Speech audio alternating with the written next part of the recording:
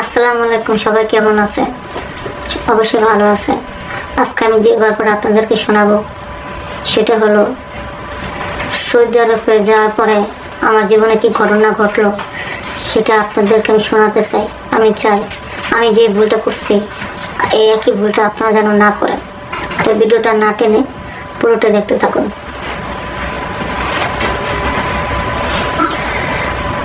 আমার বয়স যখন অল্প বছর তখন আমি একটা ছেলেকে খুব পছন্দ করতাম। ওর সাথে আমার ভালো সম্পর্ক, এমনকি বিয়ের আগে শারীরিক সম্পর্ক হয়েছে। তখন তার কিছুদিন পরে ছেলেটার সাথে আমার বিয়ে হয়। ছেলেটার অবস্থা ভালোই ছিল, কিন্তু বাবা আমার হুকুম অমান্য করে আমাকে বিয়ে করেছে বলে বাড়ি থেকে মেনে নেয়নি। তাই আমাকে নিয়ে গ্রামের একটা মানে পরিচিত এক বন্ধুর বাসা ঠিক করে দিয়েছিল, সেখানে আর কি থাকি।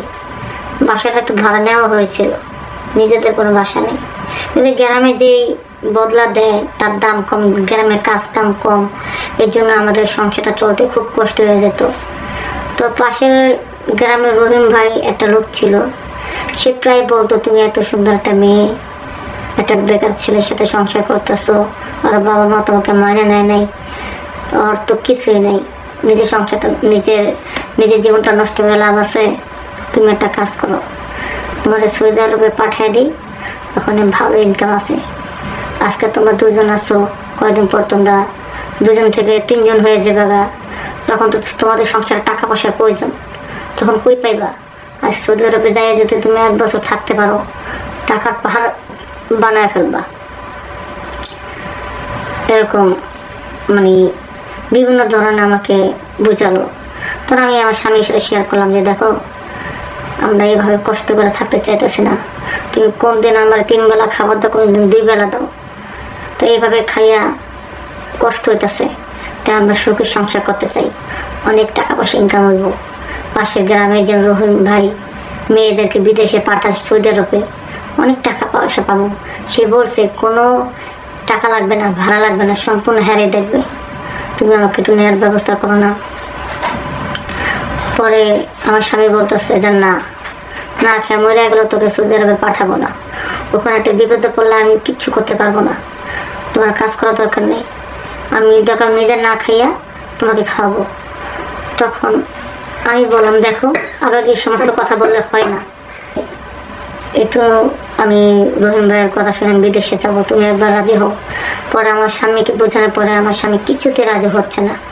পরে চিন্তা করলাম স্বামীকে আর বলা যাবে না, রহিম ভাইয়ের কথা অনুযায়ী একা একাই স্বামীকে জিজ্ঞাসা না করে চলে গেলাম। তো সৌদি আরব ওখানে যাওয়ার পরে 2 দিন পরে আমি আমার স্বামীকে ফোন দিলাম, দেখো বিদেশি বাড়িতে আমি ভালোই আছি, তুমি কোনো কষ্ট নিও না, তুমি তো আমাকে যাইতে দেবা না, তাই আমি চলে আসছি। এখন আমি মাসে মাসে বেতন পাবো, টাকা পাঠাবো, তুমি কোনো টেনশন করো না। তারপর আমার স্বামী বলছে তুমি তো এখন চলে গেছো গা, এখন আমি তোমাকে কি বলবো, বলার ভাষা নাই, তারপর যেখানে আসছো একটু সাবধানে থেকো, ভালো থেকো, আর আমাকে ফোন দিও, ঠিক আছে? ওই যে তার বন্ধুর নাম্বারে ফোন দিতে বলছে। আমি বলছি আচ্ছা ঠিক আছে। পরবর্তীতে এভাবে ভালোই চলতে লাগলো, কিন্তু হঠাৎ করে না রাত্রেবেলা ঘুমাইছি, দেখি আমার শরীরে যেন কি হাত দেয়। পরে দেখলাম যে বাসায় থাকে এই বাসার মুরব্বীর লোকটা, তখন তার কথা শুনি নাই, তখন আমাকে ঠাস ঠাস করে 2টো থাপ্পড় মারলো। একটা থাপ্পড় মনে হইলো যে 10 কেজি করে ওজন হবে, এক একটা থাপ্পড় 5টা আঙুল করে বসায় দিল। পরে যখন আমার অনেকগুলো থাপ্পড় মশা আমাকে হুমকি দিচ্ছে যে কথা না শুনলে জীবনে দেশের বাড়ি যাইতে পারবো না, এই সৌদি আরবের মাটিতে নাকি পুঁতা রাখবো জীবিত, এরকম ভয় দেখেছিল। ভয় দেখানোর পর আমি মানে বাধ্য হইয়া পরে রাজি হইলাম। তো ভাবলাম যে বুড়ো মানুষ কি আর করবে, হয়তো অল্পতেই হয়ে যাবো গা, একটা কথা আছে না, জোয়ানের বারবার বুড়ার একবার। তো সেই শরীরের দিক দিয়ে বুড়ো হয়েছে, মনের দিক দিয়ে বুড়া নাই, সে জোয়ান মানুষের থেকে ভালোই আর কি পারে। পরে এইভাবে চলতে লাগলো। তার কাজ যখন হইলো সে চলে গেছে, তার একটু পরে আমি যখন গোসল করতে গেলাম তখন তার ছেলে গেট খটখট করতেছে। এখন আমি তো বললাম যে সাহেব আমি তো গোসল করতেছি। পরে তো সাহেব তো আর জোরে জোরে ভাঙা মানে গেট বেজেতেছে। পরে গোসলখানার ভিতরে তার ছিল মানে আমার সাথে এরকম করা শুরু করলো। তাকে অনেকবার বারণ করেছিলাম, তাকে বললাম আপনার বাবা আসছে এরকম কাজটা করলো, একই জায়গায় আপনারা দুজনেই যাবেন। কয় এত কিছু বুঝি না, আমাদের বাপ ছেলেদের মেয়ে মানুষ দরকার, আমরা কাজের মেয়ের সাথে এরকমই করি। শুধু আমরা না, আমাদের আত্মীয় স্বজনরা যাদের বাসায় বাঙালি মেয়েরা আছে তারা এরকম করে। কারণ এদেশে বিয়ে করতে হলে অনেক টাকা পয়সা লাগে, বউ আনতে গেলে। এখন যার যার ওরকম টাকা পয়সা না হওয়া পর্যন্ত সে বিয়ে করতে পারে না। যখন বিয়ে না করতে পারে তখন আমরা কোথায় যাব? বাধ্য হয়ে কাজের মেয়েদের উপরে আমরা এই অত্যাচার করি। এখন তুমি যদি না দাও তাহলে মনে করো তোমার উপরে খুব অত্যাচার হবো, এমনকি তোমাকে মেরে ফেলবো। আর যেহেতু সুন্দরভাবে দাও তাহলে কোনো কিছু বলবো না। তা আমি মনে করেন এইভাবে ভয়ের ঠেলায় তাকে দিতে লাগলাম। এখন তারা এতই ভালো লাগছে তাদের দুজনের কাছে, এখন বাপ ছেলে ভাগাভাগি করে নিল, একজন দিনে একজন রাত্রে। রাত দিন 24 ঘন্টা দুজনে যখন যখন মন ছিল তখন আসতো, আবার ঘরের কাজ কাম করে। তো মানে আমার একটু রেস্ট নেওয়ার 2টা ঘন্টা আমরা সুযোগ দিত না। মাঝে মধ্যে আধা ঘন্টা 10 মিনিট 20 মিনিট এরকম ঘুমাইতে দেয়। 10-20 মিনিট ঘুমায় কি হয়, এইভাবে প্রায় অনেক দিন চলতে লাগলো। মাঝে মধ্যে রাতেরও ঘুমাইতাম, 1 ঘন্টা ঘুমাইতাম। কিন্তু এইভাবে অনেক অত্যাচার করার পরে প্রায় 3 বছর ছিলাম আর কি ওখানে। তা আমি আর সহ্য করতে পারতেছি না, কবে দেশে যাব। একদিন তাদের আত্মীয় স্বজনরা এরকমভাবে দাওয়াত করেছিল যে তাদেরকে যেতেই হবে, যেতেই হবে। এখন বাপ ছেলে দুজনে যাবে, সবাই যাবে ওখানে আর কি। আমাদের কাজের মেয়েদের যেতে দেবে না। তো আমি বললাম যে আমার শরীরটা ভালো লাগতেছে না, আমি বাসায় থাকি, আপনারা যান। তো তারা ভাবে চলে গেল।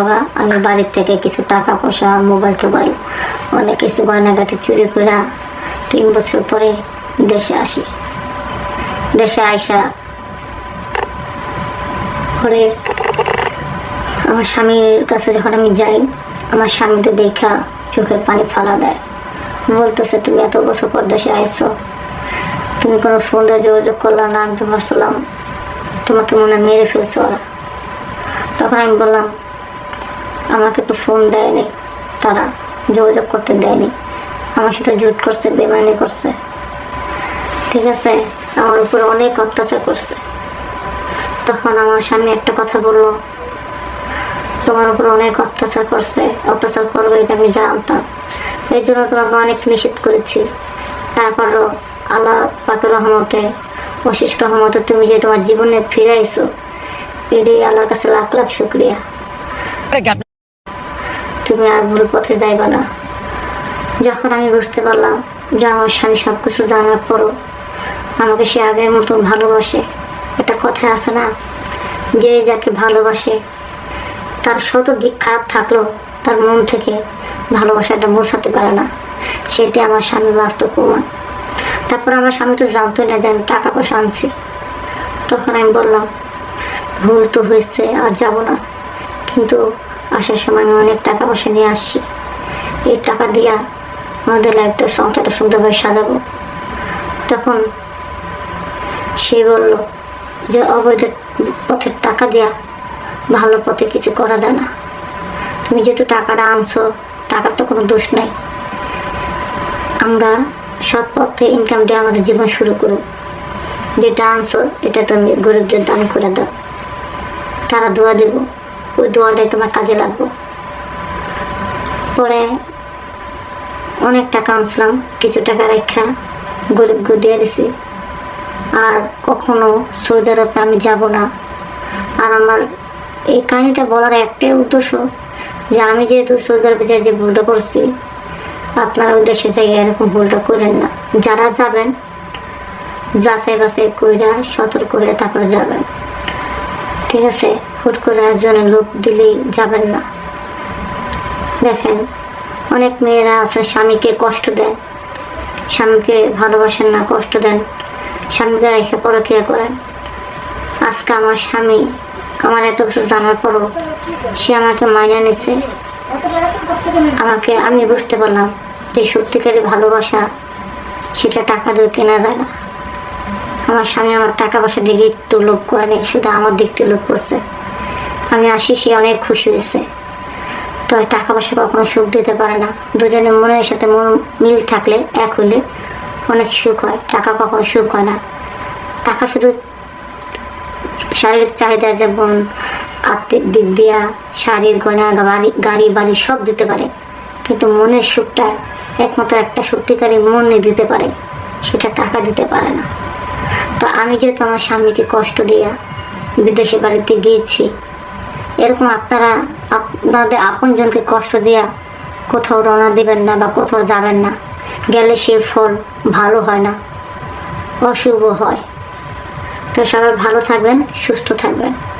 আসসালামু আলাইকুম।